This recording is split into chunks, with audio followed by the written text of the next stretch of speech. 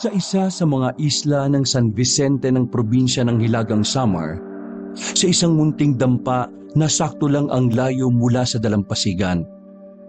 Pasado 11:00 ng gabi ay naalimpungatan ng 13 anyos na binatilyong si Jericho dahil sa ingay na nagmumula sa kwarto ng kanyang mga magulang. Naroon siya sa kanyang sariling kwarto na kanunoog lang ng kanyang mga magulang. Mukhang nakauwi na ang kanyang itay at ito lamang ang kausap ng kanyang inay. Maingat siyang bumangon at walang ingay na lumapit sa dingding na sawali. Idinikit niya ang kanyang tenga rito para mas malinaw na marinig ang mahinang usapan ng kanyang mga magulang. Ang 40 anyos niyang inay na si Chona at ang 45 naman niyang itay na si Jose. Ito lang ang kinita mo sa buong linggo. Diyos ko naman, kulang na kulang pa ito para sa mga pangangailangan natin, Jose. Kala ko ba marami kang sinasideline sa bayan? Ay nako. Idinikit pang maigi ni Jericho ang pagkakalapat ng kanyang tenga sa dingding. Ngunit wala talagang tugon ng kanyang itay. Siguro pagod ito dahil sa gabing-gabi nang nakauwi at nanggaling pa sa bayan. Isa pa'y baka iniiwasan lang ng kanyang itay na makipagtalo sa kanyang inay. Pambili pa lang ng bigas kulang na ito. Tapos malapit na ang pasukan.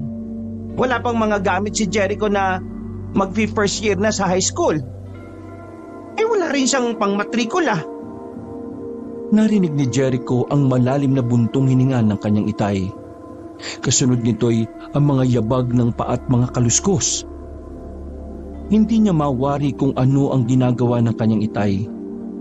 At sa wakas ay nagsalita rin ang itay ni Jericho. Pagod ako, Chona. Ayaw ko magtalo tayo. Hayaan mo. Sa susunod na linggo dodobling ko pa ang pagkayot. Si Jericho pala. Hindi ba siya nakakapag-abot sa'yo? Akala ko ba sumasama-sama siya sa itay sa pangingisda? Ay naka, wala. Buong linggo din siyang hindi napapalaot at nagkasakit si itay. Nagpapagaling at nagpapahinga pa siya ng husto. Baka sa susunod na linggo pa siya pwedeng pumalaot ulit. Ang anak mo naman hindi pa pwedeng pumalaot mag-isa. Tulog na ba siya? Oo, kanina pa. Maagang matulog yon. Ikaw pala, kumain ka na ba? Oo. Bago ako bumiyahe, maaga rin ako naghapunan sa boarding house namin. O siya, ipagpabukas na natin ang pag-uusap ng problema. Magpahinga na lang muna tayo. Bukas na bukas din gusto kong makausap yung anak natin. Mabuti pa nga. Baka sakali paggising ko bukas biglang maghimala at mag-triple itong kakarampot na inabot mo sa akin. Kapag kuwan ay natahimik na lamang ang itay ni Jericho sa loob ng ilang saglit. Palinga-linga ka pa dyan. Kung inaalala mo baka nakalimutan kong maglagay ng pangontra ng aswang sa mga bintana, pintuan at sa bubungan. Gabi-gabi ay hindi ko kinakalimutan yan. Tingnan mo naman, may mga nakasabit pang mga karit sa mga dingding natin. Mabuti naman kung ganon. At hindi magagambala yung pagpapahinga natin. O siya, matulog na nga tayo. Baka tayo pa ang maging mga aswang ang itsura kung magtatalo lang tayo. Mga kaluskos ang sumunod na narinig ni Jericho mula sa kwarto ng kanyang mga magulang. Matapos ito'y tumahimik na ang paligid. Malalim na napaisip si Jericho dahil sa kanyang mga narinig. Nalungkot siya siyempre dahil sa estado ng kanilang mahirap na buhay at mukhang nanganganib pa ang kanyang pag-aaral. Pahinamad at laylay ang mga balikat na bumalik siya sa kanyang patring higaan.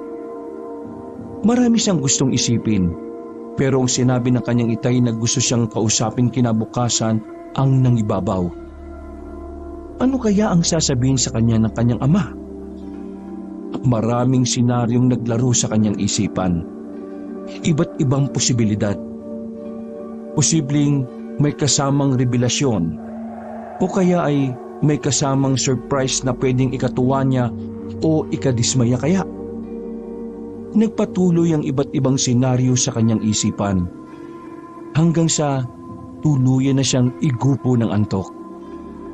Pagsapit ng kinabukasan, tulad ng kanyang inaasahan, ay masinsinan ng kinausap si Jericho ng kanyang itay. Nandun sila sa harap ng kanilang bahay habang inaayos ang nakasabit na lambat sa parang sampayang sabitan nito. Natatapos lang nilang mag-umagahan at saktong nagpapahinga sila. Jericho, anak. May malagya sanang gustong sabihin sa iyo si Itay. Medyo kinabahan si Jericho. Kahit parang alam na niya kung ano ang sasabihin sa kanya ng kanyang itay, inihanda niya pa rin ang kanyang sarili. Ano po yun, Itay? Ano po ang malagang sasabihin ninyo? Sana maintindihan mo ako at ang sitwasyon natin ngayon sa buhay. Diretso'y na kita. Sa mamahal na mga bilihin ngayon at kakarampot lang ang sinasahod ko sa trabaho ko sa bayan hindi ka na muna namin mapag-aaral ngayong taon. Kung pwede sana tumulong ka na lang muna sa amin ng inay mo sa paghahanap buhay. Kapag medyo nakaraos at nakaipon-ipon na tayo, tsaka mo na lang ituloy yung pag-aaral mo sa susunod na taon. At yun na nga, natigilan doon si Jericho.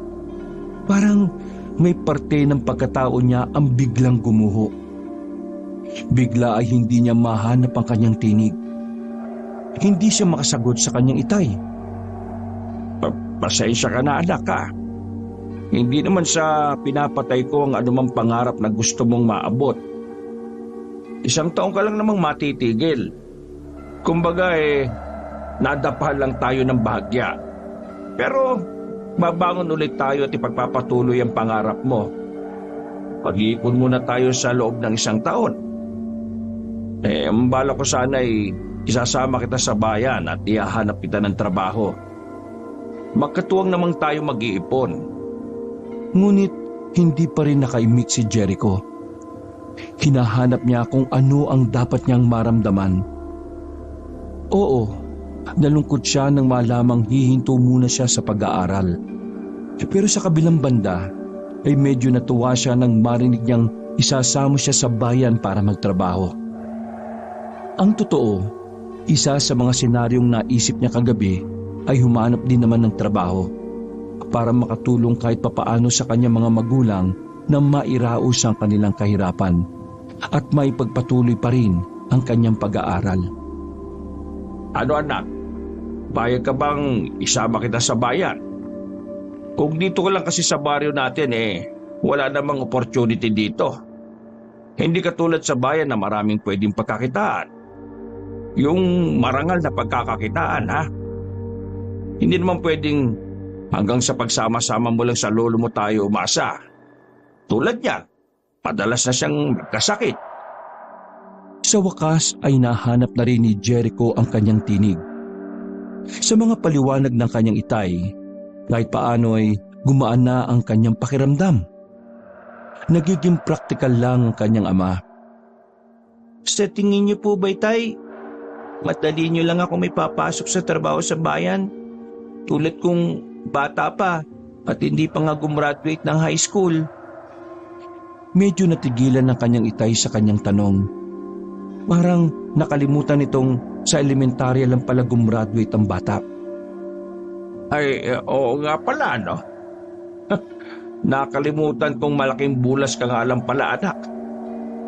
Napapakamot ng ulong nag-isip ang kanyang itay. Kapag kuwan ay pinagmasdan siya mula ulo hanggang paa. Alam ko na. Pwede naman nating isikreto ang edad mo.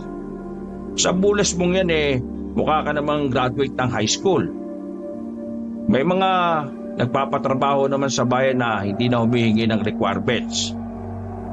Yung isang tingin lang sa'yo pwede ka nang tanggapin sa trabaho. Tulad na lang sa pinagtatrabahuan ko. Talaga po? Kailan niyo naman po ako isasama sa bayan? Saka, paano po si inay? May iwang mag-isa? Alam niyo naman dito sa atin, may mga umaaligid pa rin mga aswang. Walang po protekta sa kanya. Nako, maalam naman ang inay mo sa mga pangontra laban sa iba't ibang klase ng mga aswang. Pati na sa mga engkanto. Saka may kakilalang inay mo na isang matandang antingerong bakla. Pagkakaalam ko tinuruan siya kung papaano labanan at talunin ng mga aswang kung sakaling may magkakamaling sumalakay sa kanya. Kaya po pala marami siyang kung ano-ano sinasabit sa bahay ng mga pangontra. Tay, sa bayan po ba? Wala po bang mga aswang doon? Mas matao sa bayan at mas maunlad doon kumpara rito sa baryo natin. Kaya mas bihirang manalasa doon ng mga aswang. Kaya kung yung ang inaalala mo, mas ligtas tayo doon sa aswang kumpara rito. O sige, sa Lunes sasama na kita ron. Kaya ngayong Sabado at bukas ng Linggo, ihanda mo na mga dapat mong ihanda. Ha? Iiwan po talaga natin si inay? Nakapag-usap na kami kanina ng inay mo. Susunod din daw siya sa atin kapag naihanap na kita ng trabaho. Sasamantalahin ko na rin maghanap ng mga hiring na po pwede siya. Wala na tayo po problemahin sa tirahan natin. Stay-in ako sa pinagtatrabahoan kong kumpanya bilang kargador. At pwede kami magsama doon ng kahit kapamilya pa at mabait naman ang amo ko Sige po, Itay. Payag na po akong sumama sa inyo sa Lunes. Excited na rin po ako makapunta sa bayan at makapagtrabaho Makakatulong na rin po ako sa inyo sa paghahanap buhay. Ay mabuti naman anak at pumayag ka. Akala ko may hirapan akong kumbinsihin ka Hindi ako nagkamali sa iyo na maiintindihan mo rin ang sitwasyon natin. Wala po yun, Tay. Saka kanino pa po ba ako magmamana ng lawak ng isip kundi sa inyo? Ay, siya nga pala anak. Sa bulas mong yan sigurado naman kaya mong magkargador muna habang hindi pa kita na ipapasok sa trabaho kapag nandun na tayo sa bayan. Kakayanin ko rin naman siguro, Tay. Batak din naman ako sa mabibigat na trabaho dito sa bahay. Ako kayang pumapapil sa mga gawain niyo dito sa bahay kapag nasa trabaho na kayo. Kung sa bagay nga anak, ang laki nga ng katawan mo Malay ko ba kung gakaldero lang palaging pinabubuhat sa'yo ng inay mo. Kaya kunwari, nagtanong ako. Ang Itay talaga, maloko rin. Lalaki ba ng ganito mga muscle ko kung hindi batya-batyang tubig palaging pinaikib ni inay sa tuwing maglalaba? Makikita niyo yung lakas ko kapag nasa bayan po tayo sa Lunes. At sumapit na nga ang Lunes, ang araw ng pagluwas ni Jericho ng kanyang itay sa kanilang bayan. Magbubukang liwayway pa lang ay nakahanda na ang kanilang mga gamit at mga dadalhin. Nakabihis na rin sila. Magpapaalam na lang sila sa kanyang nanay Chona. Kompleto na ba mga dala niyo, Jericho? Kasi, kami nakalimutan kayo, ha? Wala na siguro, Chona. O paano? Aalis na kami ng anak mo. Yung mga bilin ko sa iyo, ha? Tatawagan na lang kita sa cellphone kapag kailangan mo ng sumunod doon. Ay, siya nga pala. Magdala rin pala kayo ng mga pangontra. Kahit papano may mga aswang pa rin napapadpad sa bayan Saka may ibibigay pa pala akong iba kay Jericho. Sandaling bumalik si Chona sa kwarto nilang mag-asawa. May kung anong kinuha roon.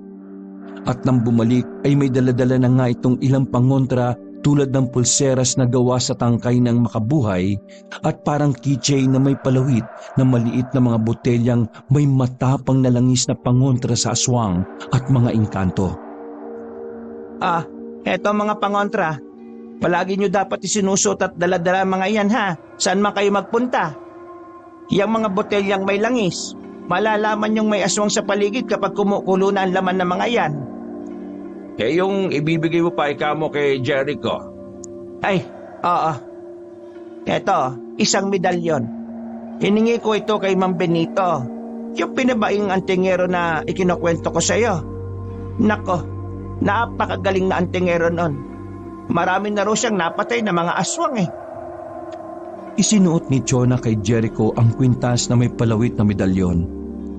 Ingatan mo ito anak ha. Huwag na huwag mo itong iwawala. Kusa raw yung gagana at ituturo sa'yo kung ano ang gagawin kapag may nakaengkwentro ka ng aswang. Kapag naramdaman mo raw itong biglang bumigat kaysa sa karaniwan, senyales yun na may aswang o engkanto sa paligid mo na gusto kang saktan o biktimahin. Bibigat din daw ito kapag yung malapit mong mga kasama nanganganib din sa kamay ng mga aswang o elemento. Inay, sigurado ba kayong epektibo to? Hindi kaya maging binabai rin ako kapag tumagal dahil suot ko ito na galing sa binabai niyong kakilalang antingero? Kay nako anak, walang ganon. Seryoso mga kapangyarihang taglay ng mga antingero, mga medalyon nila. Walang pinipiling kasarian ng mga kapangyarihan ng mga medalyon. Wala yung iniisip mong hawa-hawa. Joke lang mo, inay. Kayo naman, parang kinakabahan po kasi ako sa ganitong pamedalyon eh. Para po bang mabigat na papel ang ipapasa sa akin? Tama lang sa'yo yan, anak. Para naman habang maaga masanay ka ng maging matured mag-isip. Ganoon ng totoong lalaki. Matured mag-isip, magdesisyon at gumawa ng aksyon. Tuturuan ka rin niyang maging alerto lagi, mapagmasid sa paligid at maging laging handa. Tama ang itay mo anak. Kaya sa iyo ko yan ibinigay kasi ang itay mo matured naman na. Samantalang ikaw hindi pa. Ayaw ko kasing ipahamak ka ng pagiging padalos-dalos na mindset ng isang teenager na tulad mo. Mas panatag ang loob ko kung sa iyo nakasuot ang medalyon kasi gagabayan ka rin nito sa paggawa ng tamang mga desisyon, lalo na kapag napapaharap ka sa panganib. Ganun po ba? Nako, salamat po pala kung ganun dito sa medalyon, inay. Hayaan nyo at iingatan ko po ito palagi. O siya, Jose, dahil kompleto na naman ang mga gamit at dadalhin nyo lumarga na kayo. Para maaga kayo makarating sa bayan at nang hindi ka malate sa trabaho mo. At lumarga na nga ang mag-amang Jose at Jericho papunta sa kabisera ng kanilang bayan. 1.5 oras din ang naging biyahe nila.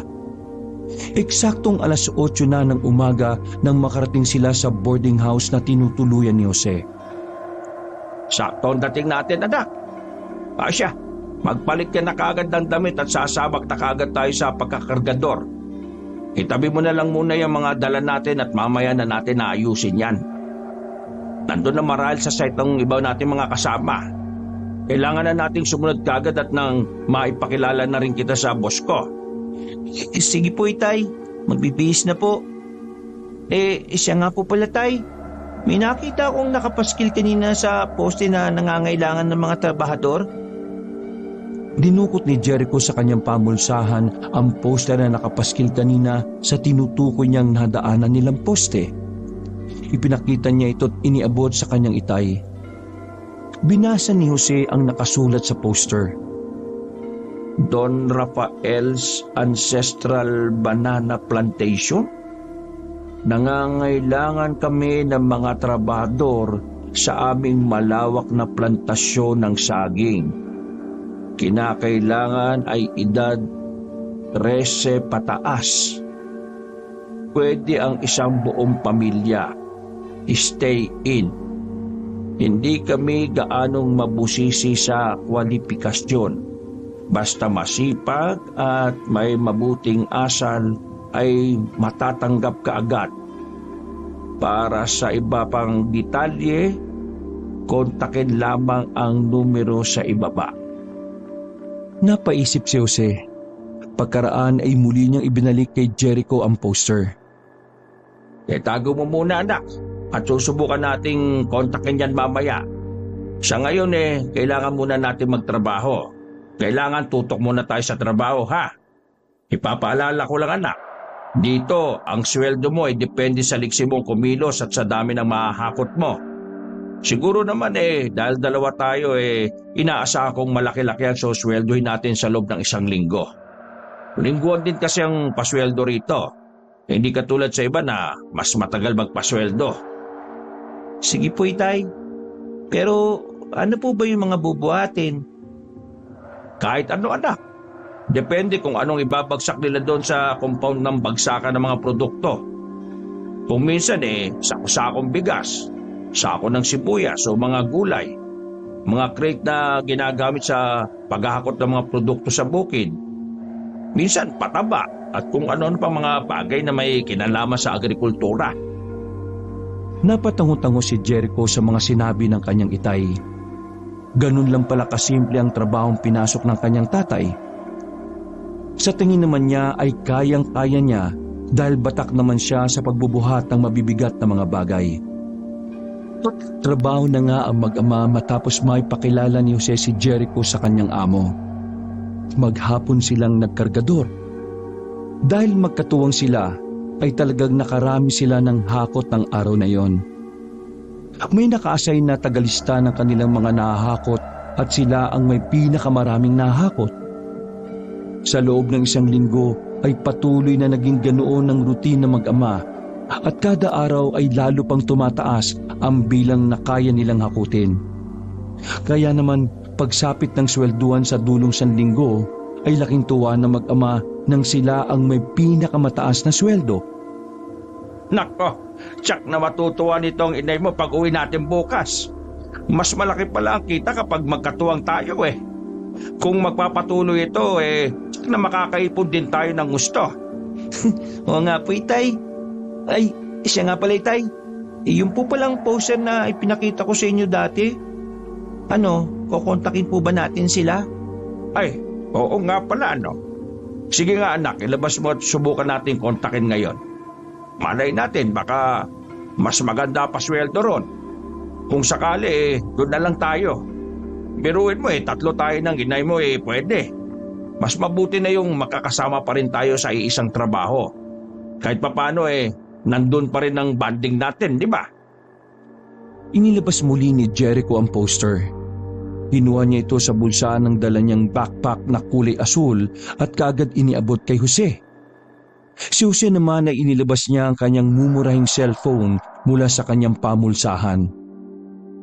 Pagkakita sa numero sa poster ay itinapan niya nga ito at tinawagan. Hello? Ito po bang Don Rafael's Ancestral Banana Plantation? May sumagot sa kabilang linya na kumumpirmang tama ang tinawagan ni Jose. May kung ano-ano itong sinabi at tinanong. Ay, opo. Mag-a-apply po kami ng trabaho. Opo. Isang buong pamilya po kami. 3 miyembro. 13 anyos na po yung anak namin na mukhang 18 na. At kami naman po mag-asawa parehong nasa 40. Isa taga San Vicente lang po kami. Opo. Willing ko kaming dumayo dyan sa bayan ng Allen. Ganun po ba? Sige po. Hihintayin na lang po namin ang tawag ninyong muli. Opo. Sige po, susubukan din po namin mag-recruit pa rito sa amin. Sige po. Maraming salamat po. Matapos ang tawag ay inilock screen ni Jose at ibinulsa muli ang hawak na cellphone. Ano po, itay? Sa Allen pa po pala yung plantation? Matatanggap po kaya tayo ron? Oo anak, dadayo pa tayo sa Allen. Sasakay pa tayo ng bangka. Palagay ko matatanggap naman tayo ron. Marami silang kailangan trabador sa kanilang plantasyon Siguro malawak talaga yung plantasyon nila ng saging. Doon din siguro nanggaling yung napakaraming saging na murado na hinakot natin kanina. Siguro nga o, itay. Yung sweldo kaya, itay, okay po kaya? Ay, oo nga pala. Nakalimutan kong itanong yun di bale, sa susunod na tatawag sila tatanong natin. Para naman makapagpasya tayo kung tatanggapin ba natin ang trabaho o kung pagkakargador na lang natin ang pagtsatsagaan muna natin. Nang makauwi ang mag-ama sa kanilang bahay sa kanilang baryo, ay ibinalita kagad nila kay Chona ang tungkol sa kanilang naging sweldo. At ang tungkol sa balak nilang pasuking trabaho sa isang plantasyon sa bayan ng Allen. Siyempre ay tuwang-tuwa si Chona sa iniabot sa kanya ni Jose na malaking sahod nila ni Jericho. Matapos masiyahan, ay ang tungkol naman sa plantasyon ang kuryoso nitong tinutukan. Teka, yung tinutukoy niyong plantasyon, parang magandang maging trabahador doon ah. Biruin niyo yon, pwede tayong buong pamilya doon. Ano ba ang requirements doon at iba pang detalye? Jericho, anak, ipakita mo nga sa inay mo yung poster. Inilabas ulit ni Jericho ang poster at iniabot sa kanyang inay. Matama naman itong binasa ni Chona. Mukhang ayos naman pala ang mga requirements na nakasaad dito eh. Hindi naman pala sila mahigpit. Kaso hindi naman isinaad dito kung paano ang swelduhan at kung magkano. Kung arawan ba, kinsenas o buwanan. Tatawag daw naman sila uli. At kapag tumawag uli sila, tatanong natin yung tungkol sa sweldo. At saka, pwede palang mag-recruit ng iba pang pwedeng sumama sa atin na magtrabaho. Marami kasi silang kailangang trabador para sa alawak nilang plantasyon ng saging Nako, maraming gusto makatrabaho dito sa atin. Kaso, ang tanong, legit kaya ito? Baka naman scam ito kung may anong modus. Hindi naman siguro. Saka ang lapit lang ng alin Kung scam man yan, nabalitaan na kagad natin. Isa bagay nga. Saka malay natin, baka sa alin mo pa mahanap yung itay mo, Jose. Hindi ba't gusto mo pa rin mahanap kung sino ang tunay mong ama na nag-iwan sa inay mo noon? Huwag muna yun ang isipin ng pag-usapan natin, Chona. Saka kung nasa kapalaran kong makita pa yung tunay kong ama makikita at makikita ko rin siya kahit hindi ko siya hanapin. Maya-maya, habang nagsasalita pa si Jose, ay biglang tumunog ang kanyang cellphone. Hinapa niya ito't dinukot mula sa kanyang pamulsahan.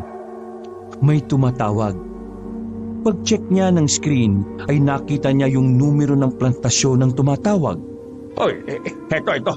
May tawag na galing sa plantasyon. Huwag mo na kayong maingay ha. At sasagutin ko lang. Hello? Hello po sir. Ayon sa lalaking nasa kabilang linya, na hindi na nagpatumpik-tumpik pa, dadaong daw ang kanilang cargo ship sa bagsakan nila ng produkto sa bayan ng San Vicente sa araw ng Miyerkules. Sasamantalahin na raw nilang isakay na rin ang mga nag-a-apply bilang trabador para sa kanilang plantasyon. Tinatawagan daw silang lahat na samantalahin ang pagkakataon para mapasama sa first batch ng mga maagang makakapagtrabaho. Pumunta raw sila sa pantalan sa bayan sa Miyerkules bandang 10:00 ng umaga. Kung may maisasama pa raw silang ibang recruits, ay isama na rin. Sige sir. Teka, pwede ho bang magtanong? Tatanong ko lang po sana kung magkano po yung sahod bilang trabador sa plantasyon ninyo at paano po yung sahuran.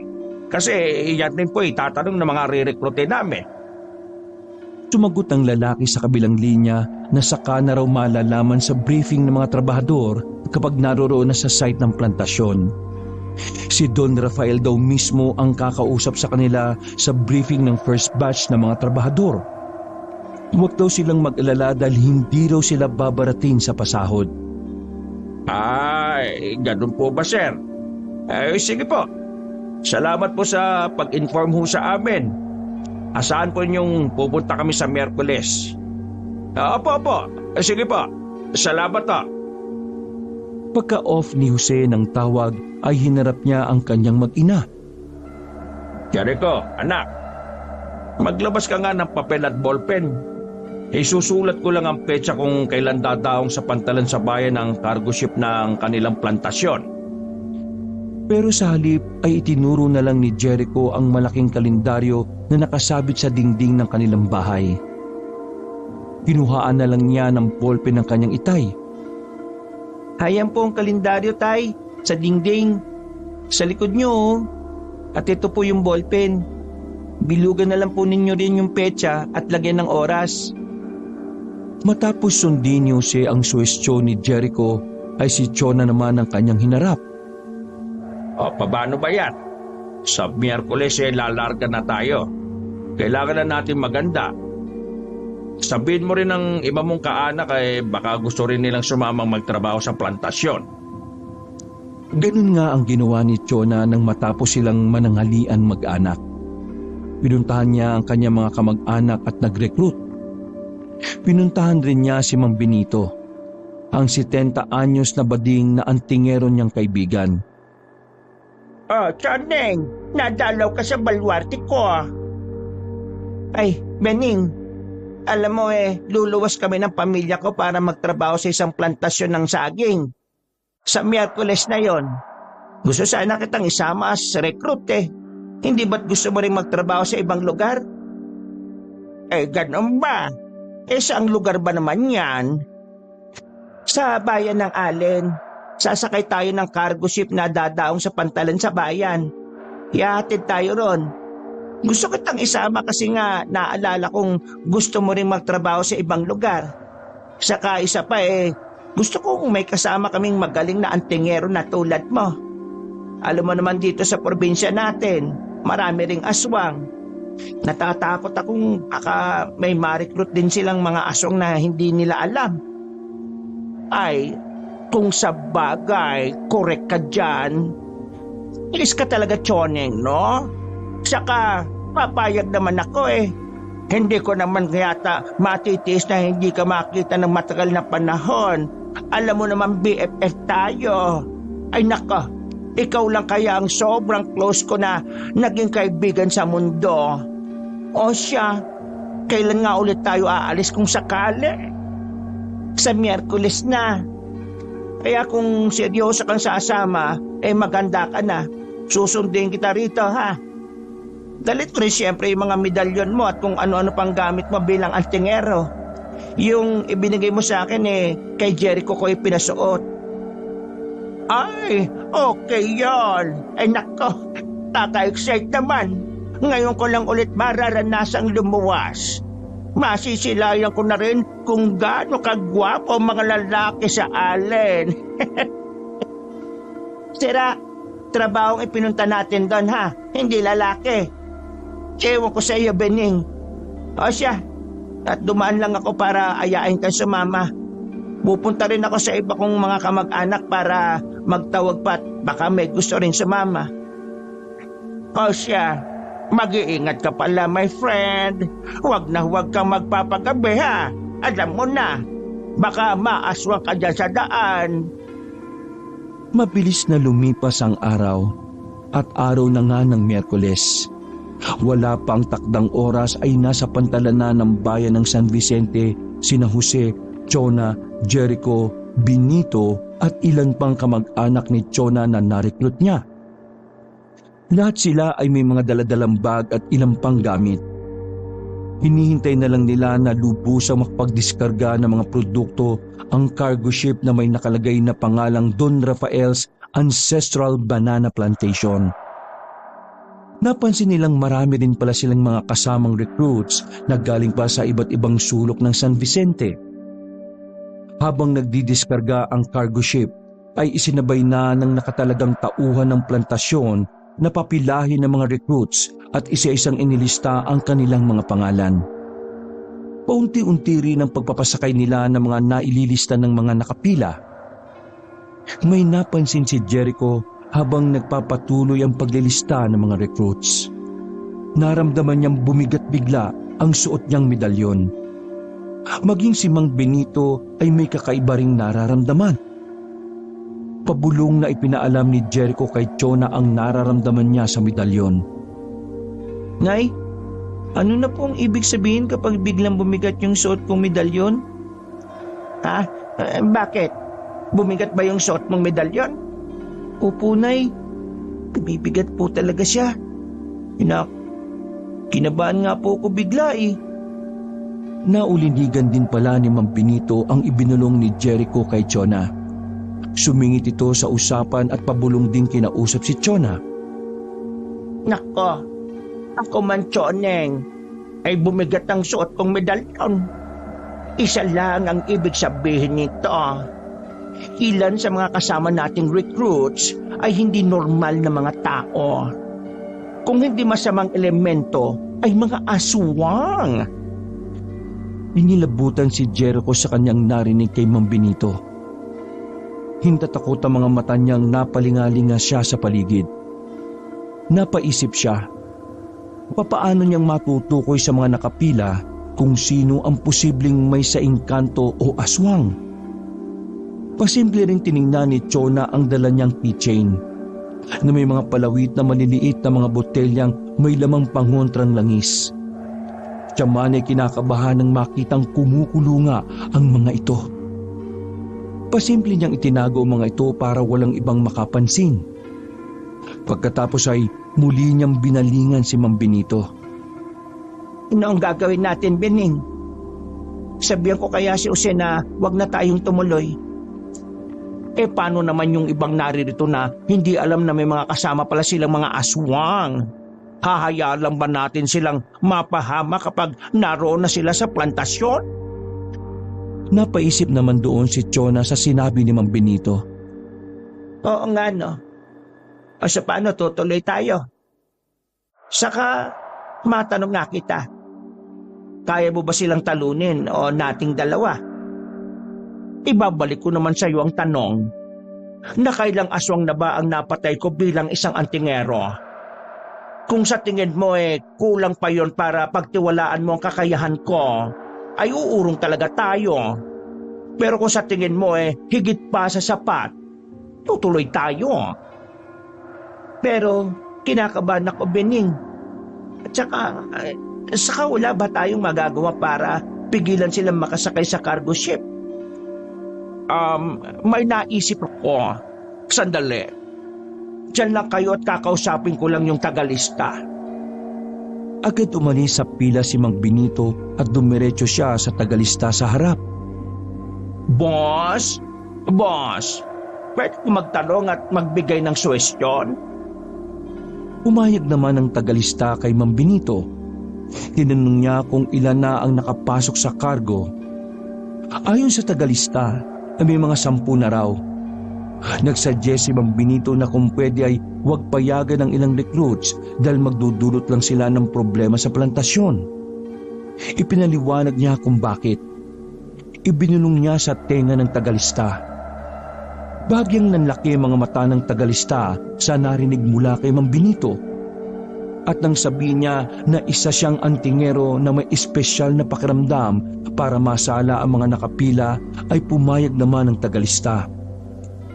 Nagpalit pa nga sila ng pwesto. Si Mang Benito mismo ang umupo para maglista at ang tagalista ay umaktong tagamasid lamang at tagagiya sa mga nakalistang pwedeng pumasok sa cargo ship.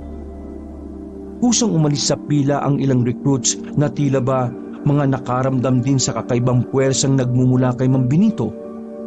Ang ilan ay talagang sumubok na makapasok pero siyempre ay hinarang na ni Mang Benito. Bandang 11:30 natapos ang paglilista at pagpapapasok sa cargo ship ng mga recruits. Mga 15 ang may sa elemento o aswang ang naharang ni Mang Benito at naiwan sa pantalan. Lahat sila ay masama ang tingin at nagbabanta kay Mang Benito. At sa wakas ay bumiyahe na ang barko. Ngunit sa loob kung saan naroroon sama-sama ang mga recruits ay hindi pa rin nawawala ang pangamba ni Mang Benito, Chona, Jose at Jericho para sa kaligtasan nila. Hindi pa rin tayo 100% ligtas, Choneng. Sa 10 naunang naipasok dito kanina posibleng ilan pa rin sa kanila ang may saingkanto o aswang. Nararamdaman ko pa rin ang medyo pagbigat ng medalyon ko. Tumingit sa usapan si Jericho. Ako Nino, medyo mabigat pa rin yung pakiramdam ko sa suot kong medalyong bigay ninyo, Mang Benito. Saka parang may bumubulong po sa akin na hindi ko maintindihan kung saan nanggagaling galing sa medalyon ng bulong na yon, iho. At alam ko rin kung ano ang ibinubulong sa iyo. Yun din kasi ang ibinubulong sa akin ng mga medalyon ko. Sige, mag-concentrate ka lang, iho, para maintindihan mo ang ibinubulong sa iyo, ha? Pagkatapos ay sundin mo lang. Sinubukan namang mag-concentrate ni Jericho at pilit na pinakikinggan ang tinig na bumubulong sa kanya. Nanlaki ang mga mata niya nang sa wakas ay malinaw niyang naunawaan kung ano ang ibinubulong sa kanya ng medalyon. Ayon sa medalyon, kailangan daw niyang magmasid-masid ng palihim sa mga taong nakapalibot sa kanya. Obserbahan daw niya ang anino ng bawat isa. Kapag daw may nakita siyang anino na may kakaibang katangian na hindi maipaliwanag, ang nagmamay-ari raw nito ay may sama-samang elemento o posibleng isang aswang. Bakit nanlalaki mga mata mo, anak? Ano, naiintindihan mo na ba yung ibinubulong sa'yo ng medalyon mo? Ibulong mo nga sa amin, anak, para aware din kami. Ibinulong nga ni Jericho sa kanyang mga magulang ang ibinulong ng medalyon. Kapwa medyo kinabahan si Jose at Chona na nagkatinginan pa sa isa't isa. Makaraan ay pasimple nilang isa-isang inobserbahan ang mga kasama nilang recruits. Partikular na ang kanilang mga anino. Wala rito sa bandang tabi natin yung 10 naunang pinapasok kanina, ha?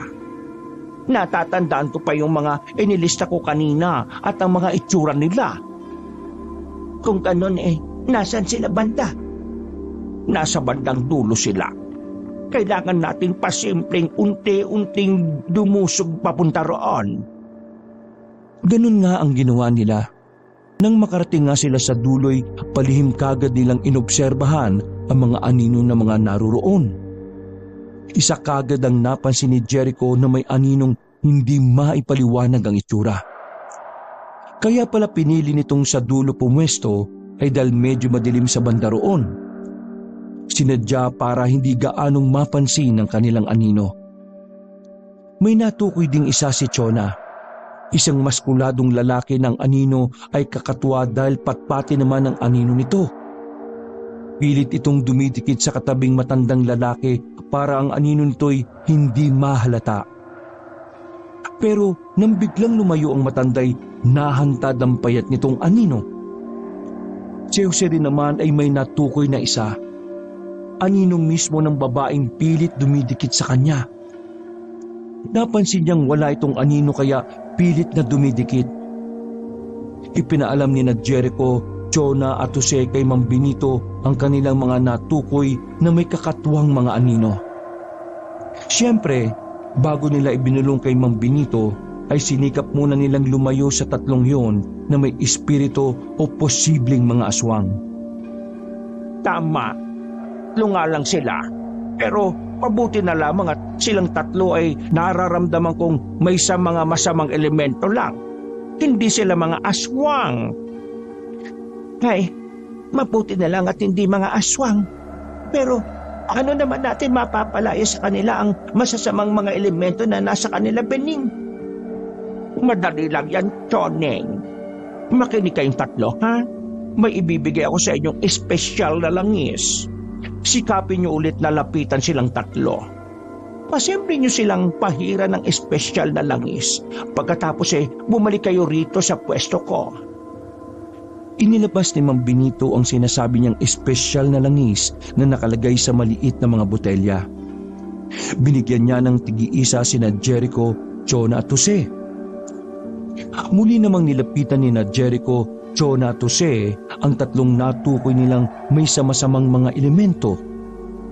Medyo nahirapan pa silang pahira ng mga ito ng espesyal na langis ni Mang Benito.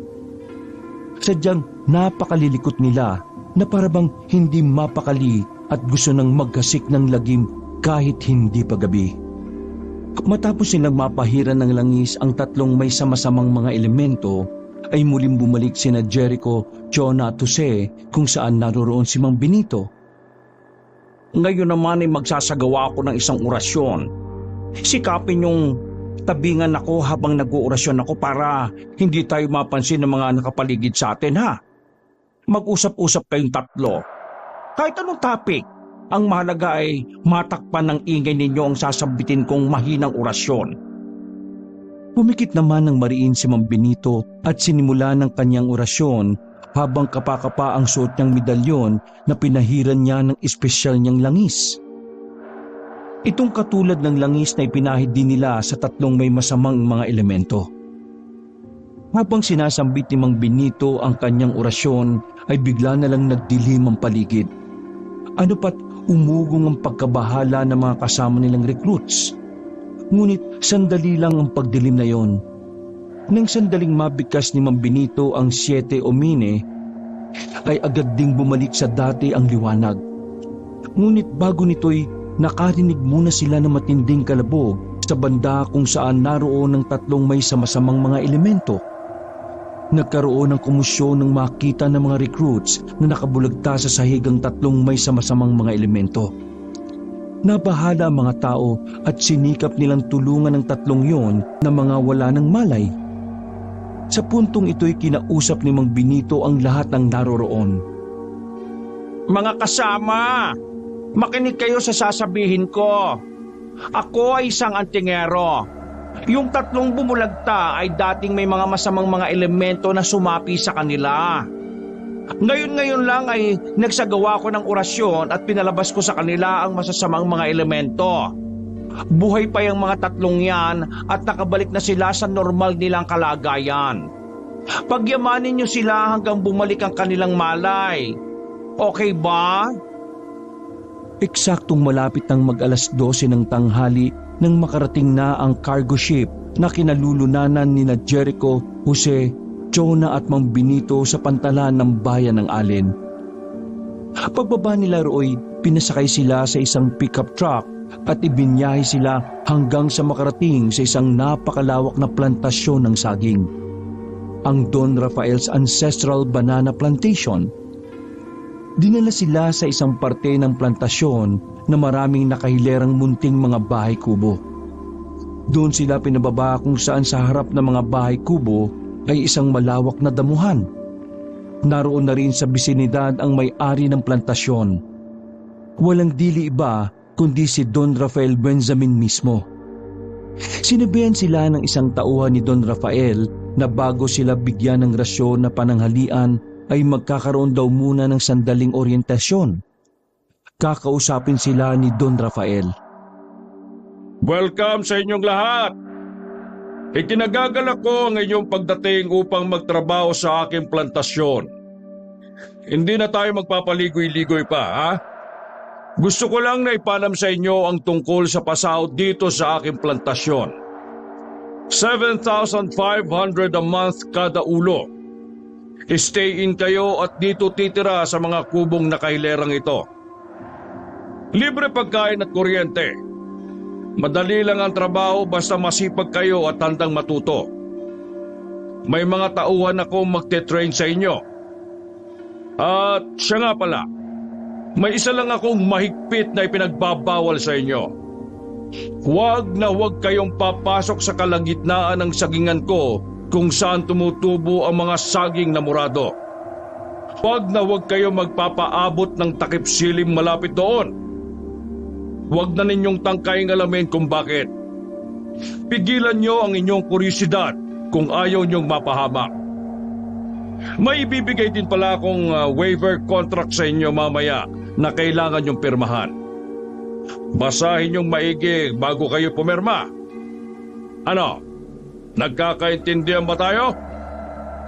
Tumugon naman ng positibo ang lahat ng recruit sa mga tinura ni Don Rafael. Good! Yun lang ang gusto kong sabihin at makakapananghalian na kayo. Siya nga pala. Ang mga tauhan ko na ang bahala kung saang mga kubo kayo patitirahin. Magkakaroon ng panabunutan. Sige, at ako'y aalis na. Good luck sa inyong lahat. Pagkalis nga ni Don Rafael ay inasikaso na sila ng naiwang mga tauhan nito. Pinaggrupo-grupo sila. Ang isang buong pamilya ay matik na isang grupo kaagad. Ang mga dumating na per individual ay pinaggrupo-grupo at magiging magkakasama sa iisang kubo. Bawat kubo ay may numero. Pinagpalabunutan sila.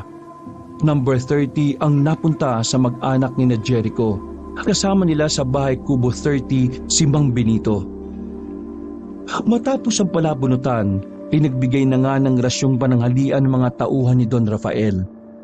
At matapos naman nilang mananghalian, ay ipinamudmud kagad sa kanila ang sinasabi ni Don Rafael na waiver contract para pirmahan. Naku-curious po ako. Ano po kaya yung meron sa pusod ng plantasyon? Bakit kaya bawal pumasok doon? Ay naku anak, tulad ng nakasaad dito sa kontrata, huwag mo nang tangkain pang alamin kung ayaw mong mapahamak. Nakasaad dito na kapag sinuway natin ang babala, ay wala silang pananagutan kung may mangyari sa atin na masama. Nako Jericho, wag kang papasok doon ha. Malamang na lubang mapanganib na pasukin ang pusod ng plantasyon kaya may ganito silang waiver contract. Hanggat maaari ay sa palibot lang tayo ng plantasyon na hindi saging na murado ang makikitang tanim. Ang sabi dito ay kulay pula raw ang bunga ng saging na murado at ang puno naman niya ay may bahid din daw ng kulay pula. Kaya kapag nakakita kayo ng ganoong puno layuan nyo kagad ha. Ako rin, tulad ni Jericho sobrang curious kung ano nga kaya yung meron sa pusod ng plantasyon na yon. Mukhang may sikreto ang plantasyong yun na. Isang madilim na sikreto. Piruin nyo, hindi tayo dapat abutan ng dilim na naroroon tayo malapit sa pusod ng plantasyon. Ano kaya ang posibleng meron doon pagsapit ng gabi? Bining, huwag ka nang manakot dyan. Paano na tayo makakapagtrabaho ng maayos kung mananakot ka dyan? Saka wala naman yatang mangyayari sa ating masama. Basta sinusunod natin na huwag pasukin ang bawal na pasukin. Hindi ako nananakot, Choneng. Saka hindi rin kasi talaga maganda ang kutob ko Pero huwag kayong mag-alala. Nandito naman ako bilang antingero. Kung sakali mang may kung anong hindi maganda mula sa pusod ng plantasyon, ay poprotektahan ko kayo. Kung may kinalaman man sa mga aswang, ay may mga pangontra naman tayo dyan. Ama, mabuti na lang pumayag kang sumama, Kabining. Kung nagkataon pala mas delikado kami rito. Hindi ko rin talaga matiis tong si Choning Jose. Ayaw ko namang mapahamak lang siya at kayo ni Jericho. Saka, pwede bang Bining na lang ang tawag mo sa akin? Alisin mo na yung ka. Nakakaano Maya-maya ay napansin nila si Jericho na natatahimik at mukhang malalim ang iniisip. Jericho, bakit parang milya-milya naman yata ang layo ng iniisip mo, anak? Huwag mong sabihing may balak kang pumuslit sa pusod ng sagingan. Nako, sinasabi ko sa iyo, anak, bawal maglihiman sa atin. Ano mang binabalak mo na may kinalaman sa pinagbabawal dito kinailangang malaman namin ha. Kailangang pag-usapan natin maigi. Ano ba kasi yung iniisip mo, anak? Pwede mo bang sabihin sa amin? Iniisip ko lang po kung paano kaya yung gagawin natin para malaman kung ano yung sikretong nasa likod ng pagbabawal ni Don Rafael nang hindi kailangan mapahamak tayo. Aba, mukhang mahusay itong anak mo, Choneng. Pareho kami ng pinoproblema. Tama nga lang talaga na sa kanya mo ibigay ang medalyong ko. Hindi lang pala siya malaking bulas na pisikal kundi pati sa mental. Mukhang makakatulong ko siya sa kung sakaling mapaharap tayo sa panganib sa plantasyong ito, ha? Makalipas ang ilang linggo ay tila wala namang problema sa pagtatrabaho ng mga recruit sa sagingan. Hanggang isang araw, bandang 4:00 ng hapon, ay napatpat si Jericho malapit sa area kung saan makikita na ang hilera ng mga punong saging na murado, ang ipinagbabawal pasukin na area ng sagingan. Lalayo na sana si Jericho lalo't malapit ang magtakip silim, pero biglang may naramdaman siyang kakaiba sa suot niyang medalyon. Kasabay nito'y tila may kung anong puwersang umaakit sa kanya na pumasok sa ipinagbabawal na area. Anong meron na parang may humihila sa akin papunta roon? Bakit hindi ko napigilan ng mga pako sa paghakbang? Hindi ka maaari pumunta roon, uy! Sinikap pigilan ni Jericho ang kusang paghakbang ng kanyang mga paa. Tinapari niya ang medalyon niyang bumigat sa kanyang dibdib. May ibinubulong sa kanya ito, ngunit para namang radyong mahina ang signal, kaya malabo ang rehistro sa kanyang pandinig. Palapit na ng palapit si Jericho sa mga puno ng saging na murado. At walang ano-ano'y may narinig siyang mahinang hindi niya mawari kung ugong o ungol na nagmumula sa ilalim ng lupa sa bandang looban ng mga punong saging na murado. Samantala, medyo malayo sa bandang kinaroroonan ni Jericho, sa mga saging na hindi murado ay nag-alala naman si Mang Benito. Natigilan siya sa pag-check ng mga bunga ng saging. Bigla kasi niyang naramdamang bumigat ang kanyang medalyon. At kasabay nito'y may ibinulong sa kanya. Diyos ko, may hindi magandang nangyayari kay Jericho. May batang yon. Kailangan ko siyang puntahan. At sa pupuntahan na sana ni Mang Benito si Jericho, nang siya na may makasalubong niya ang mag-asawang Chona Tuse. O Bene, bakit parang balisa ka? May nangyari ba? Nasaan si Jericho? Bakit hindi niyo siya kasama? Pinulungan ako ng medalyon ko na puntahan ko siya. Nanganganib siya. Ha? Diyos ko, baka naman nagawin na siya sa pinagbabawal na area. Ang batang yun talaga, pinagsabi na naming huwag na huwag gagawin roon. Madali kayo. Kailangan natin siyang hanapin. Hindi magandang nararamdaman ko. Sa kinaroroonan naman ni Jericho, kaunting hakbang na lang ay makakapasok na siya sa pinagbabawal na area. Lumingalinga siya sa paligid pero wala talagang ibang tao maliban sa kanya. Gusto niyang sumigaw para humingi ng tulong. Ngunit nakapagtatakang parang may puwersang pumipigil din sa kanyang gawin yun. Ang medalyon naman niya ay pilit na may ibinubulong, ngunit hindi pa rin niya malinaw na maintindihan dahil sa kaba. Maya-maya, pagtingin niya sa pinakaloob ng mga puno ng saging na murado, ay may napansin siyang parang figura ng tao na nagtatago sa isang puno. Natatakpan ng malapad na dahon ng bandang ulo nito. Parang puno ng putik at marumi ang punit-punit na kasuotan nitong hindi niya mawari kung ano. Parang dito rin nagmumula ang parang ungol na kanyang naririnig. Ilang saglit pa ay biglang nakarinig si Jericho ng sunod-sunod na parang dagundong kasabay ng parang pagyanig ng lupa. Pagtingin niya ulit sa looban ng area, sa likod ng mga puno ng saging na murado ay tila dumami ang mga figura ng taong nagtatago sa mga yon. Lahat sila ay pare-parehong mapuputik ang kasuotan. Ang mga mukha nila ay hindi niya makita dahil natatakpan ng mayayabong at malalapad na mga dahon ng saging. Isang hakbang na lang at tuluyan ng mapapasaloob ng pinagbabawal na area si Jericho. Kapag kuway biglang pinanlakihan ng mga mata si Jericho nang mapansin niyang malapit sa kanya ay may isa na palang marungis na nilalang ang gumagapang palapit sa kanya. Ganoon na lang ang pagbundol ng kaba sa kanyang dibdib nang tumambad sa kanya ang pagkapangit-pangit na itsura ng matandang lalaking nilalang na ito. Para itong bangkay na medyo agnas na nakakasulasok din ng amoy. Bago pa tuluyang mahatak ng malabangkay na nilalang na yon si Jericho papasok sa pinagbabawal na area, ay siya naman pagdating ni Mang Benito, Chona at Jose.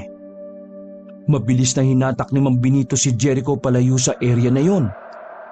Diyos ko, anong mga nilalang yung Bening? May mga halimaw pala sa loob ng ipinagbabawal na area. Mga amaranhig na nabulabog at nagising sa kanilang pagkakahimbing. Choning, bilisan nyo. Kailangan natin makalabas kaagad dito sa sagingan bago pa tuluyang magtakip silim. Hindi ko alam kung karaniwan lang na mga amaranhig ang mga iyon o amaranhig na aswang. Sobrang delikado kapag amaranhig na mga aswang. Nag-atungalan ang mga amaranhig sa loob ng pinagbabawal na area. Parang sabik na ang mga ito sa anumang gusto nilang gawin. Ngunit dahil sa hindi pa naman tuluyang nagtatakip silim, ay hindi pa sila makalabas sa area na yon. Habang mabilis na tumatakbo palabas ng plantasyon si Mang Benito, Chona, Jose at Jericho, ay sinisigawan nila ang mga kasama nilang trabahador sa sagingan. Magsilabas na tayo mga kasama sa plantasyon! Magmadali kayo! May mga amaranhig sa ipinagbabawal na area! Sabihan niyo ang iba! Dali! Kailangan na natin makalabas dito bago patuluyang dumilim. Iwan na muna ninyo ang anumang dadalhin nyo sana. Nakakatakot ang mga amaranhig. Nakita namin sila kanina. Bilisan po natin. Delikado raw kapag mga amaranhig na aswang sila. Magsitago tayo. Dali, tago sa mga kubo. Ngunit dahil sa sobrang lawak ng plantasyon ay natagalan silang makalabas. Inabutan na sila ng pagsisimula ng takip silim. Diyos ko, nagsisimula ng lumatak ang dilim, Bening. Bilisan na natin ang pagtakbo. Huwag kayong hihinto. Ilabas nyo ang mga dala nyong langis pangontra, Choneng. Pahiran nyo ang inyong mga sarili habang tumatakbo. Siyak na magsisimula ng lumabas mula sa pinagbabawal na area ang mga amaranhig. Walang ano-ano'y hayun na nga. Nagsimula na nilang marinig ang tila galit at nagbabantang atungal ng mga amaranhig. Sunod-sunod ang mga kalusko sa paligid. Hanggang sa naghiyawan ang ilan nilang mga katrabaho.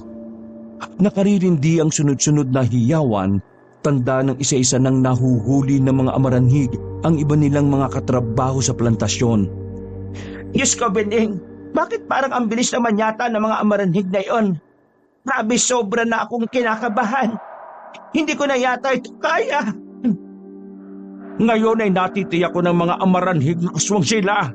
Sadyang mabibilis ang mga amaranhig na aswang. Maya-maya, natanawan na nila ang mga kubo na may mga nakasindi ng mga ilaw. Tandang sa wakas ay makalalabas na sila ng tuluyan.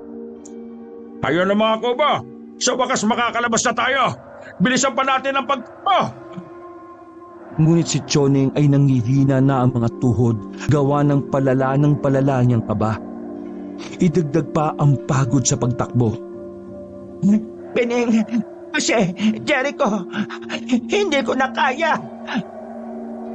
Napahinto ang tatlo nang makita nilang biglang lumupasay sa lupa si Chona. Sabay-sabay pa silang lumapit pabalik dito. Jose, Jericho, pagtulungan yung buhatin si Choneng. Hindi tayo dapat maabutan ng mga amaranhig. Ngunit ang bubuhati na sana ni na Jose at Jericho si Chona ay bigla namang may dugo ang kamay na humawak at tumila sa isang paa ni Chona. Napasigaw si Chona dahil dito. Isang katrabaho nila yon na nakasunod lang sa kanila kanina sa pagtakbo. Malapit lang sa likuran ni Chona. Isa itong babae at napansin nilang puno na ng kagat ng amaranhig ang katawan nito. May gusto sana itong sabihin ngunit hindi na nagawa pang makapagsalita nang bigla rin itong bawian kagad ng buhay. Nalungkot sila sa senaryong yon. Ngunit bigla rin silang naalerto nang makarinig sila ng sunod-sunod na atungal malapit sa kinaroroonan nila. Dali-daling binuhat ni Jose si Chona para makatayo. Pinasampan niya ang asawa sa kanyang likuran. Si Jericho naman ay umalalay sa kanyang inay para hindi ito mahulog. Habang tumatakbo sila'y itinutulak ni Jericho ang kanyang itay para maging mas mabilis ang kanilang takbo. Halos singalin si Jose. Si Mang Benito naman ay alalay ding tumatakbo sa kanilang likuran habang alertong minamatyagan kung may amaranhig bang nakasunod sa kanila. At sa wakas, ay nakarating din sila sa kanilang kubo 30. Mabilis silang pumasok saka isinara ang pinto at lahat ng bintana. Mabilis ding naglagay ng mga bawang si Mang Benito sa bawat sulok ng bahay bilang pangontra at para hindi magtangkang pumasok ang mga amaranhig. Samantala, doon naman sa mansyon ni Don Rafael Benjamin ay naalarma siya ng isa sa mga tauhan niya ang humahangos na nagbalita sa kanya tungkol sa nagaganap ngayon sa kanilang plantasyon. Ano? Naglampasan ng mga amaranhig? Papanong? Biglang napaisip si Don Rafael. Hindi siya makapaniwala sa bigla-biglang pagkagising na yon ng mga kaanak niyang naging mga amaranhig. Oo, may lahing aswang si Don Rafael. Ngunit hindi siya pumayag na masalinan siya ng batong itim ng kanyang mga kaanak o ng kanyang mga kapamilya. Ang totoo'y ayaw niyang magkaroon pa ulit ng mga aswang sa kanilang pamilya o sa kanilang angkan. Kaya mula noon, ang mga kaanak niyang mga aswang na namatay na hindi nakapagpasa ng kanilang itim na bato ay inilibing niya sa pusod ng kanyang plantasyon. Ang mga kaanak naman niya na ayaw ding maging mga aswang ay tinulungan niyang makapangibang bansa para hindi na sila masundan doon. Ang alam niya ay siya na lamang ang natitira sa kanilang angkan na narito pa sa Pilipinas.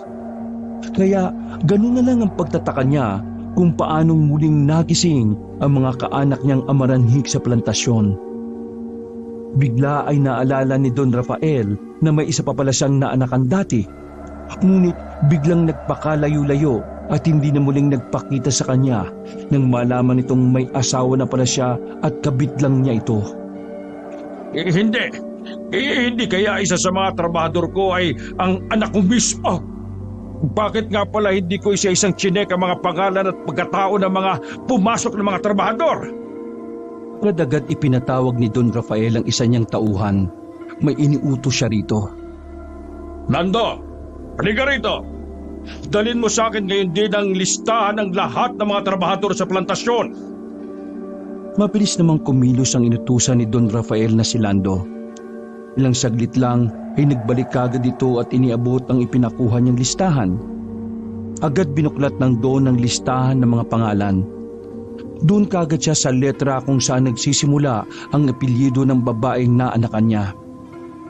Napahintot ng laki ang mga mata ni Don Rafael nang mamataan niya sa listahan ng hinahanap. Jericho Salvion? Mukhang ito na nga yata ang aking anak kay Lydia Salvion. Pero biglang napakunot ang noo ng Don nang kasunod na pangalan ni Jericho Salvion ay namataan naman niya ang pangalang Jose Salvion. Bigla siyang naguluhan. Kaya naman muli niyang tinawag si Lando. Lando, tawagin mo rito kung sino man ang natoka sa paggugrupo ng mga trabahador sa mga kuburon. Dali! Pero sumagot si Lando na siya rin daw pala ang naggugrupo ng mga trabahador. Kung ganon, pagkasama ba sa isang kubo itong mga pangalang ito? Jericho Salvion at Jose Salvion? Tumango si Lando at sinabing ang numero ng kubo nila ay Kubo 30 at sina Jericho Salvion at Jose Salvion ay mag-ama. Nanlaki ang mga mata ni Don Rafael sa nalaman. Ngayon ay batid na niya kung bakit agad nagising ang mga amaranhik sa sagingan. Hindi lang pala isang kadugo niya ang nagtatrabaho sa plantasyon, kundi dalawa pa. Ang isa ay anak mismo niya at ang isa pa ay bali-apo na niya. Nagmamadaling nagbihis si Don Rafael at ang bihis ay halos tulad ng bihis ng mga bumbero at inutusan niyang muli si Lando. Lando, utusan mo ang ilan mong kasamahan na maglabas ng 2 water pump truck. Sabihan mo silang haluan ng gasolina ang tubig sa tangke. Sabihan mo rin silang pupunta kami ngayon sa plantasyon. Labag man sa kalooban ko kailangan ko nang lipunin lahat ng mga kamag-anak kong amaranhik. Kailangan kong iligtas ang anak ko at apo ko. Pabalik sa plantasyon, sa bandang hilera ng mga kubong tinitirhan ng mga trabahador, nagkalat na rin sa labas ang nagpapangitang mga amaranhig. Galit na galit at halatang sobrang desperado ang ekspresyon ng kanilang mapuputlang mga mukha. Gula-gulanit at puno ng putik na nabahiran na rin ng dugo ng tao ang kanilang mga damit pampatay.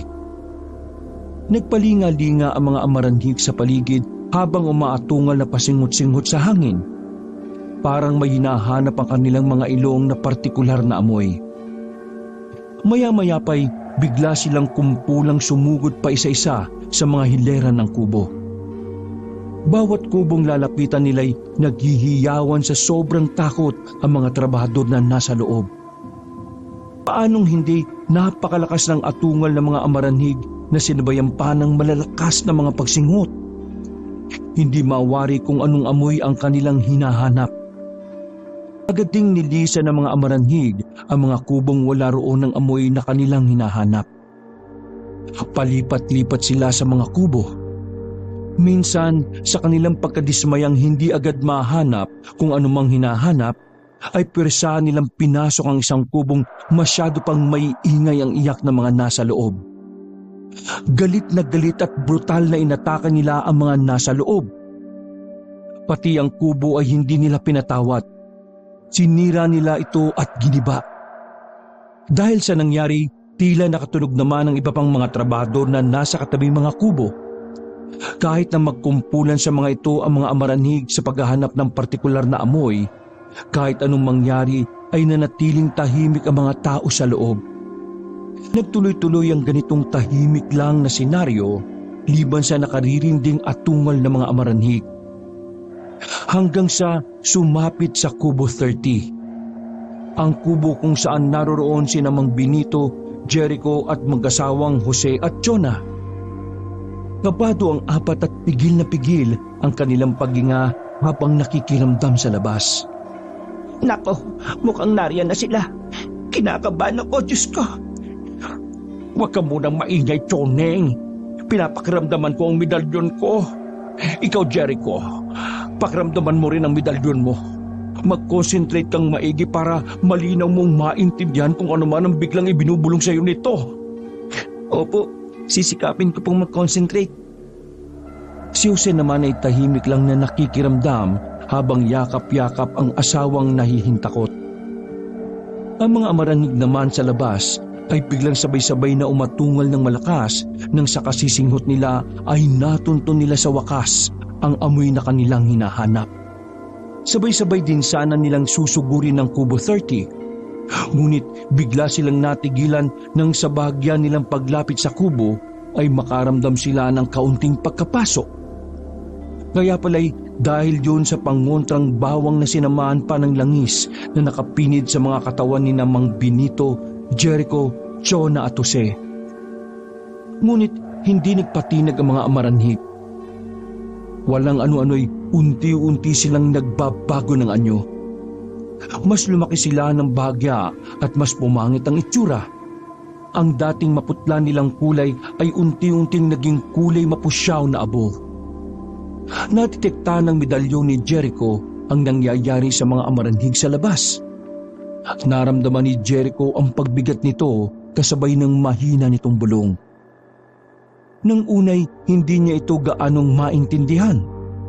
Ngunit sinikap niyang pakalmahin ang sarili at nag-concentrate lang sa medalyon. Nang sa wakas ay malinaw niyang maintindihan ang bulong ng medalyon ay sinabi niya ito sa kanyang mga magulang at kay Mang Benito. May ibinubulong sa akin ang medalyon ko. Ano?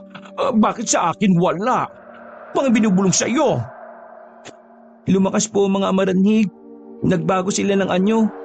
Delikado raw po tayo dahil mukhang hindi natatalab sa kanila yung mga pangontra nating langis. Masyado raw po kasi silang desperadong mailipat ang kanilang mga bato sa kanilang mga kaanak para matahimik na sila. Natigilan doon si Mang Benito at isa-isang nagdududang napatingin kina Jose, Jonah at Jericho. Saglit siyang napaisip ng malalim. Pagkaraan ay binalingan niya sila. May hindi ba ako nalalaman tukol sa inyo, Choneng, Jose? Tapatin niyo nga ako. May lahi ba kayong aswang? Sina Jonah at Jose naman ang natigilan. Nagkatinginan sila sa isa't isa. Si Jericho naman ay biglang naguluhan. Teka, Bening. Mali naman yata ang pagdudahan mo kami.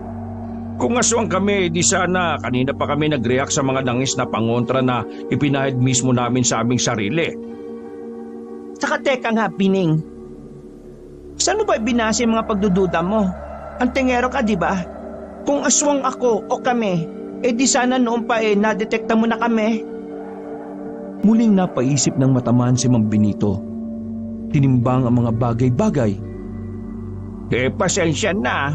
Pero kasi ayon kasi sa ibinulong ng medalyon kay Jericho na kasasabi lang niya sa atin, desperado na raw ang mga amaranhig sa labas na mailipat ang kanilang mga itim na bato sa kanilang mga kaanak. Matahimik na sila. Subukan niyong isipin ang kahulugan nito at maintindihan niyo ako kung bakit pinagdududahan ko kayo. Muling nagkatinginan sa isa't isa sina Jose at Jonah at parehong napaisip.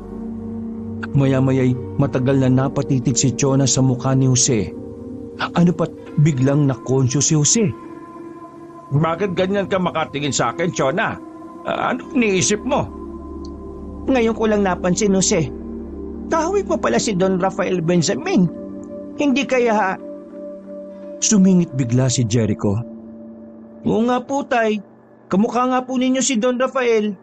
Naalala ko pati yung boses niya nung nagkaroon tayo ng briefing. Halos parehas din kayo ng boses eh. Talaga ba? Kahawi ko at kaboses ko si Don Rafael. Pare-parehong tumango sina Jericho, Chona at maging si Mang Benito. Kapag nagkataon po pala, bali lolo ko si Don Rafael. Hindi kaya si Don Rafael ang hinahanap mong ama mo, Jose? Hindi ko alam, Chona. Pero kung siya man ano naman ang kinalaman niya sa mga aswang na amaranhig? Hindi naman makasagot si Chona dahil hindi niya rin naman alam. Pero si Mang Benito ay nag-iisip. Pilit niyang pinagtatatahi ang impormasyong nalaman. Maya-maya'y nagsalita siya. Base sa mga impormasyong nalaman ko ngayon lang, naiisip ko ang pangalan ng plantasyon. May ancestral na nakasingit. Tapos may ipinagbabawal na area sa puso ng plantasyon na pinamumugaran pala ng mga amaranhig. Ngayong lumabas na naman ng mga amaranhig, ayon nga sa medalyon ni Jericho, desperado na ang mga itong mailipat ang kanilang mga itim na bato para matahimik na sila. Ang alam ko, ang mga amaranhig na aswang ay matatahimik lang kapag nailipatan nila ang kanilang bato sa kanilang mga kaanak. Sa kaanak lang ha, hindi basta-basta sa kung sino lang. Kabado sina Chona at Jericho at lalong-lalo na si Jose sa ipinupunto ng mga sinasabi ni Mang Benito. Ngunit hindi pa tapos si Mang Benito. Kaya naisip ko na baka si Don Rafael ay may lahing aswang at mga kaanak niya ang mga amaranhig sa kaniyang sagingan. Napatutup ng kanyang napangangang bunganga si Chona sa konklusyon ni Mang Benito. Nanlalaki ang mga matang napatitig siya kay Jose na tulad niya'y hindi rin makapaniwala. Maging si Jericho ay ganun din. Hindi rin siya makapaniwala. Walang ano-ano'y pabigla ng sinugod ng mga amaranhig ang Kubo 30. Naalarma siyempre si Mang Benito, Jose, Chona at Jericho. Lalo na nang simulan na ng mga amaranhig na gibain ang mga dingding ng kubo. Sa puntong ito'y apurahang sumambit ng isang orasyon si Mang Benito habang kapakapa ang kanyang medalyon. Si Jericho na may kapakapa rin niya ang kanyang medalyon at pilit nagko-concentrate. May ibinubulong sa kanya ang kanyang medalyon. Nang sa wakas ay tuluyan na silang tumambad sa mga amaranhig. Hintakot na napayakap na lang si Chona kay Jose. Ay, Jose, ano nang gagawin natin? Diyos ko, ayoko pang mamatay, Jose. Gumawa ka ng paraan. Dadambayin sana ng isang amaranhig si Mang Benito, ngunit biglang naglabas ng nakasisilaw na liwanag ang suot niyang medalyon. Dahil dito'y nasilaw ito at ang iba pang amaranhig na malapit dito. Si Jericho rin ay kamuntikan ng madamba ng isang amaranhig na sumugod sa kanya. Ngunit bigla ring naglabas ng nakasisilaw na liwanag ang suot niyang medalyon. Nasilaw din dahil dito ang ilang amaranhig na lalapit din sana sa kanya. Si Jose at Chona ang walang proteksyon. Kaya naman alertong itinulak ni Jose si Chona papunta kay Mang Benito. Biding! Protektahan mo asawa ko! Ako naman kay Jericho at sa medalyon niya ako aamot ng proteksyon. Ngunit nang tatangkay na sanang lumapit ni Jose kay Jericho, ay kamalas-malasan pa namang napatid siya sa nakausling piraso ng kawayan mula sa nasirang kubo. Bunga nito ay pasubsob siyang nadapa. Sinamantala naman ngayon ito ng isang amaranhig at mabilis siyang sinugod. Ngunit mabilis din naman si Jericho. Alertong tumakbo siya upang iharang ang sarili at ang medalyon niyang naglalabas pa rin ng nakasisilaw na liwanag. Pwedeng, doon tayo sa bandang likod ni na Jericho para talikuran tayong may proteksyon mula sa mga medalyon niya. Tama ka, Choneng. Kumapit ka maigi sa akin, ha? Pupwesto tayo sa likuran nila. Ganun nga ang ginawa ni Mang Benito. Buong ingat silang pumwesto sa likuran ni Jericho habang si Jose ay nagsisikap na muling tumayo.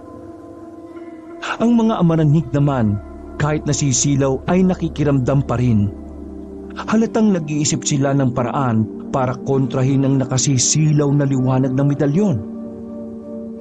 Maya-maya'y sabay-sabay na dumakot ng lupa ang mga amaranhig. Sa pagtataka na lamang ni Mang Benito, Jose, Jonah at Jericho. Ano kaya ang binabalak ni na Bening? Nakakaba naman ito, Diyos ko. Kumanda kayo at maging alerto. Malamang ihagis po nila sa atin ang mga dakot ng lupa. Balak nila tayong patumbahin o kaya para agisan ng lupa ang mga medalyon natin para hindi na sila masilaw. Tulad ng sinabi ni Jericho, ganun nga ang nangyari. Biglang sabay-sabay na muling umatungal ang mga amaranhig at sabay-sabay ring naghagisan ng timpal na mga lupa. Grabing iwas ang ginawa ng apat para lang hindi sila matamaan. Todo ingat din sina Jericho at Mang Benito na hindi matamaan o makulapulan man lang ng lupa ang mga hawak nilang medalyon. Ngunit walang balak tumigil ang mga amaranhig sa patuloy na pagdakot ng lupa at pagbato lalo na kina Mang Benito at Jericho. Ipe, grabe na ito. Wala na ba tayong ibang opsyon, Bening? Baka pagtagal matabunan na tayo ng mga kimpal ng lupang ibinabato nila sa atin. Chillax ka lang, Choneng. Nag-iisip ako ng ibang paraan.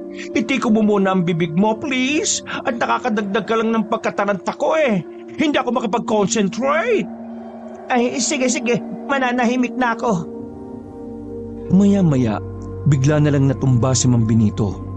Napasigaw si Chona nang mapansin niyang nagdurugo ang noo ni Mang Benito. Kaya pala'y hindi na lang pala basta lupa ang naibato at tumama sa kanya. Sa halip ay bato na. Dahil sa kanyang pagkatumba ay nabitiwan din ni Mang Benito ang hawak niyang medalyon. Bungad nito ay tumigil ang paglalabas nito ng nakasisilaw na liwanag. Tataluan sana ni Jose si Mang Benito pero nagulat sila ni Chona nang bigla rin bumagsak si Jericho. Tinamaan din ng bato si Jericho. Hindi niya nailagan yon dahil nawala siya sa konsentrasyon nang bigla siyang mapalingon dahil sa sinapit ni Mang Benito. Yung medalyon naman ni Jericho sa tapat ng kanyang dibdib ang tinamaan kaya natumba siya. Ganun pa man ay naglalabas pa rin ng nakasisilaw na liwanag ang medalyon dahil hindi pa niya ito nabibitiwan. Nakasuot pa rin naman to sa kanya. Di tulad ng kay Mang Benito na hawak na lang nito at nabitiwan pa. Tatayo sana si Jericho ngunit nagpatuloy ang paghahagis ng mga amaranhig na kimpal na mga lupa at ang iba ay piraso ng bato. Patuloy sana niyang iilawan sila ng nakasisilaw na liwanag ng medalyon. Ngunit sunod-sunod naman siyang tinamaan. Kaya naman ay muling natumba si Jericho. Ang masama pa ay padapa pa ang kanyang pagkakatumba. Ibig sabihin ay nadaganan ang nagliliwanag na medalyon. Ay, paano na yan, Jose? Wala tayong proteksyon. Katapusan na natin. Sabay-sabay na naman sanang dadaluhong ng sugod ang mga amaranhig kina Chona, Jose at sa kapwa nakahandusay na sina Jericho at Mang Benito. Ngunit sa puntong ito ay siya namang eksaktong pagdating ni na Don Rafael kasamang dalawang dumper truck. Nakasakay siya sa isa sa mga ito. Agad na pinailawan ng dumper truck ang mga amaranhig. Kaya nasilaw ang mga ito. Tumambad din sa paningin ni Don Rafael kung saan naroroon sina Chona, Jose, Jericho at Mang Benito. Sinenyasan ni Don Rafael ang ilan niyang mga tauhan. Magmadali kayo! Tulungan niyo ang apat na yon at dalhin sa ligtas na lugar. Pagkatapos ay bombahan niyo ng tubig na may gasolina ang mga amaranhig na yan. Kapag naging mga uod na silang lahat, ay silaban niyo kagad ng apoy. Tulad ng inutos ni Don Rafael, ay ganun-ganon ang ginawa ng kanyang mga tauhan. Binombahan nila ng tubig na may gasolina ang mga nasisilaw na mga amaranhig.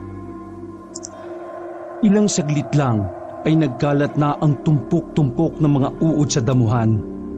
Sumunod ay sinilaban nila ng apoy ang napakaraming mga uod. Nagliwanag ang buong paligid dahil sa biglang pagsargo ng malaking apoy. Samantala ay agad pinuntahan ni Don Rafael kung saan naroon sina Jose, Jericho, Jonah at Mang Benito. Hindi niya napigilang mapaiyak nang tuloy niyang makaharap sina Jose at Jericho. Ang anak ko at ang apo ko. Hindi na rin napigilan ni Don Rafael ang kanyang matinding pagkasabik, kaya naman ay nagawa na rin niyang lapitan sina Jose at Jericho at kapwa yumakap sa kanya. Sina Jose at Jericho naman nung una ay hindi nila alam kung ano ang ire-react. Pero bandang huli ay tahimik na rin silang napaiyak, lalo na sa sumunod na sinabi ni Don Rafael. Patawad sa iyo, Jose.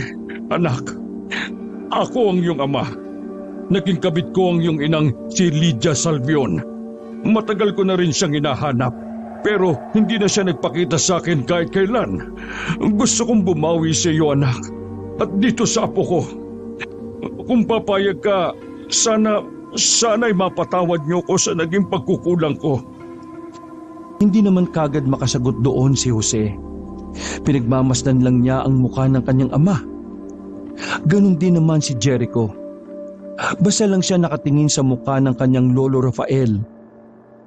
Sa wakas ay magsasalita na sana si Jose para patawarin si Don Rafael, ngunit nagulat sila nang biglang may isa palang buhay na amaranhig na nakapuslit sa kinaroroonan nila.